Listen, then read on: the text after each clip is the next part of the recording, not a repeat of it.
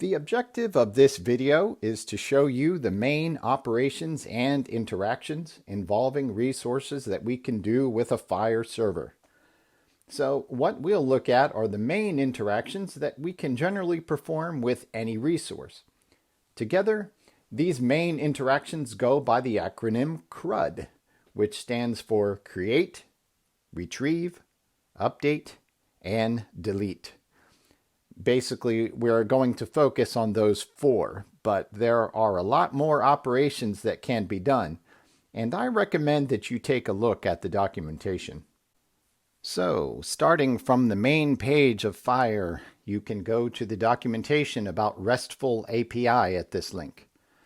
Right now, I'm going to look at the different interactions that I can do with resources, including interactions that the system is able to do.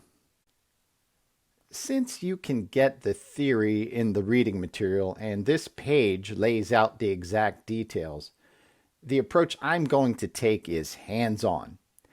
I'm going to walk you through the steps for all the different interactions that we are able to do with a Fire server.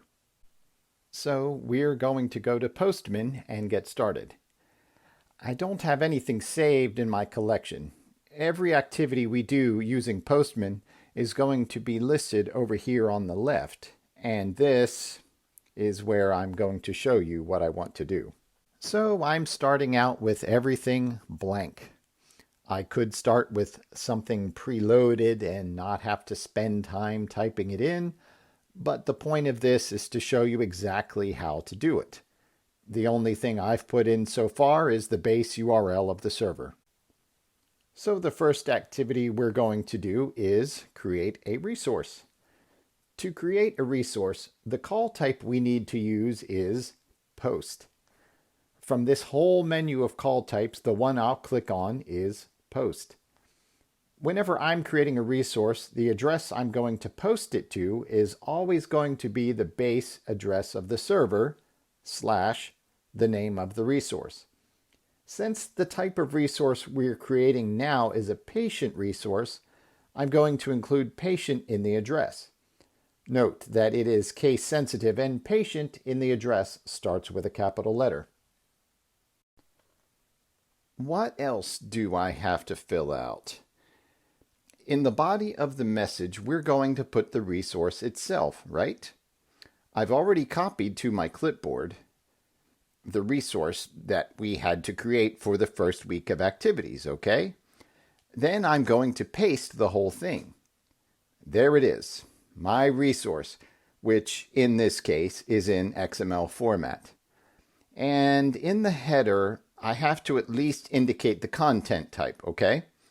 I have to put in what my content type will be, what kind of content I'm going to send to the server, and then I go over to value, and in this case I'm going to be sending an XML, but it's not a plain old XML, it's a Fire XML.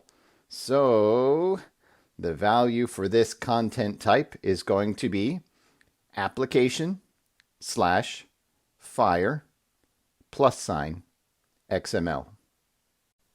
And that is all I need to do to create my first resource. The resource itself doesn't have an identifier or an ID. Notice that I don't have the patient's ID, but I do have the identifier.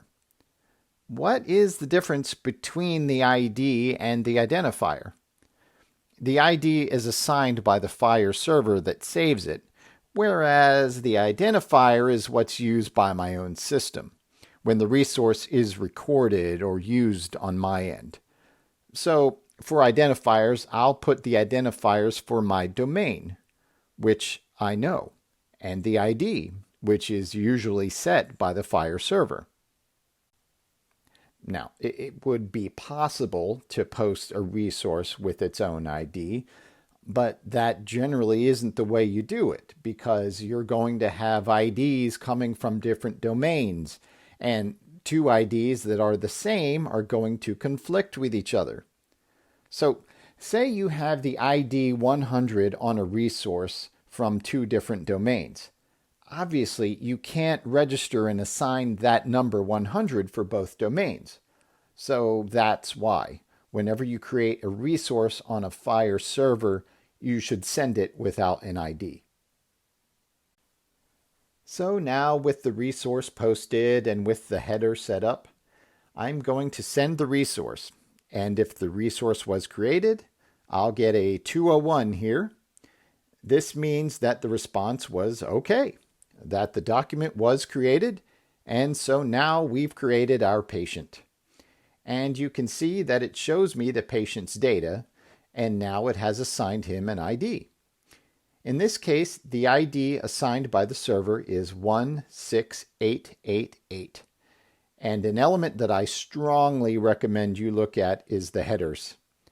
In the header, you can look at location and see the URL assigned to the resource. See how the complete URL includes the history parameter? So in this case, it has created version 1 of my patient resource, and it's assigned the ID 16888 on the server. That's all we need to do to create our resources.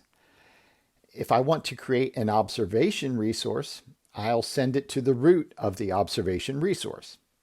The only resource that's sent to the root of the server is the bundle, because although it is technically a resource itself, it really represents a set of resources. What we're now going to do is part 2. I want to see how I can retrieve that resource that I've just created. And to do that, I'm going to use the URL assigned by the server. Then I'm going to copy it. I'm going to add a new tab, and I'm going to execute the query. To retrieve data from the server, the method we use is get. And now I don't need to specify the content type because I'm already sending all the data I need in the URL. What I can specify is what format I want to receive it in. As you can see, if I go ahead and execute this, I'll get the patient resource with the ID and all the data that I already have in JSON format.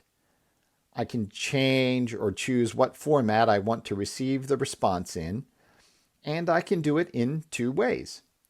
One is by using the parameters of the URL. I can include it up here. In addition to retrieving this element, I can include the format parameter and say I want it to be in XML. Then I get the same resource, but in XML format. Or I could go back to the JSON format. Another way of doing it is to include it in accept. In the headers, I tell the server what kind of response I want, and then here under value, I can put that what I expect as a reply is an XML.